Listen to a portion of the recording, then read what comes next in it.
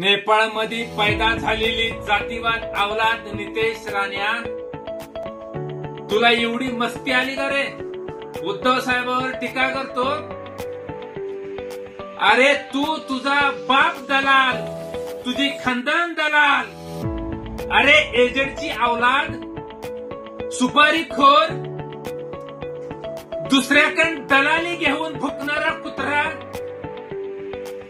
आणि तू उद्धव साहेबांना बोलतोय मी गब्बर आहे, गब्बर असं सांगतोय। अरे गब्बर काय करत होता? गब्बर गोरगरिबावर अन्य अत्याचार करणारा होता, गब्बर गोरगरिबाचे घर लुटणारा होता, दरोडा टाकणारा गब्बर होता, दरोडे टाकत होता। आणि तू स्वतःला गब्बर म्हणतोय, म्हणजेच तू जातीवादी अवलाद आहे, तू महाराष्ट्रावर दरोडा टाकतोय, तू भाजपचे दलाली करून तू महाराष्ट्र लुटायचं काम करतोय, तू महाराष्ट्रामध्ये जातीय तेढ निर्माण करण्यासाठी तू दलाली केलेली आहे, दलाली घेतलेली आहे। म्हणून तर कधी मराठा समाज बांधवांच्या विरोधात बोलतोय, कधी मुसलमान समाज बांधवांच्या विरोधात बोलतोय, जातीय तेढ निर्माण होऊन व्हावं म्हणून दंगल घडवण्यासाठी कधी ओबीसीच्या विरोध बोलतोय। म्हणजे महाराष्ट्रातल्या युवकांची डोकी भोडकावून दंगल करण्याची तू दलाली घेतलेली आहे। हे दलाली खोर नित्या,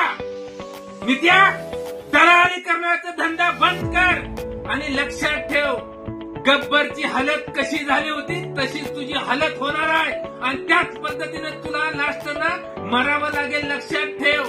अरे देवेंद्र फडणवीस साहेब, तुमच्याकडे माझी मागणी आहे, या असल्या दलालखोर नितेश राणे याचा बंदोबस्त करा, नाहीतर आमचं सरकार आल्यावर तुमच्या डोळ्यासमोर नितेश राणेची काय हालत केली जाईल, लक्षात ठेवा। आणि नित्या, चपट्या तोंडाच्या महाराष्ट्रात आग लावण्यासाठी दलाली घेतलेली अवलाद, तू काल एका कार्यक्रमाला जात असताना त्या मस्जिदीकडे बोट करून गोळी झाडण्याचं काम करतो, हात दाखवतोय।